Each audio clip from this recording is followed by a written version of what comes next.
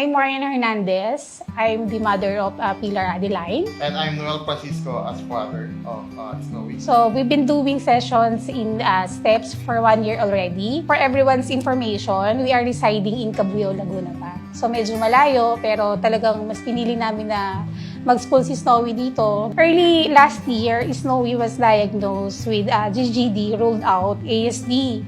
So, nung na-diagnose si Snowy noon, we know na hindi po ganun kadali for us na i-manage yun. But we know, by God's grace, so malalagpasan po namin yan through the strong support group like this institution. Back then, we started Snowy's therapy from one of the institution in Binyan area.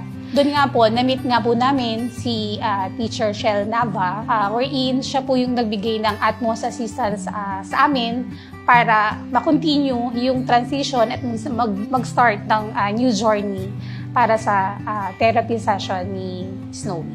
And they are very accommodating in terms of scheduling, in terms, we are a working parent. So I think we are very fortunate that they accommodate Snowy's schedule. I am very proud na sobrang ganda ng naging development ni Snowy nung nag-start siya na schooling sessions dito kay STEPS. Kasi nakita ko po talaga kung paano talaga nag-develop. Dito kasi hindi lang naman naglalas lang kay STEPS kung paano mo mamomold yung gusto mong mangyari, yung goal mo para sa anak mo eh.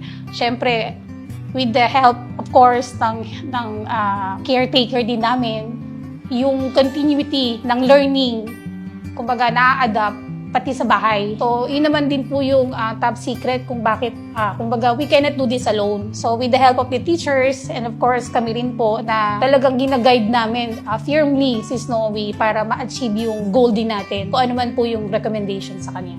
For all the teachers of Snowy, actually, she has 3 teachers here. Sa sobrang ganda rin po, kumbaga, tinitailor fit din po ni STEPS kung ano yung gusto po rin kung saan po pwedeng pumasok yung sa mga scheduling system Kaya, one of the reasons kaya nandito po kami ngayon, nagsistay kami ngayon dito kay STEPS, kahit na medyo malayo yung location namin, it's because yung mga request po namin, ibibigay din po para magkaroon ng leeway, ma-accommodate din po kung ano yung meron ngayon na schedule si Snowy. Yeah, we are very satisfied kung ano man po yung mga program na ino-offer ni STEPS kasi nakikita po namin yan sa daughter namin Kung papaano po ngayon, kung ano yung improvement na meron siya. Talagang I highly recommend si STEPS kahit lalo na sa mga parents, we are on the same page. I think for this one, yung talaga number 1 is yung acceptance ng parents. And I think there's no huwag kayong mahihiya kung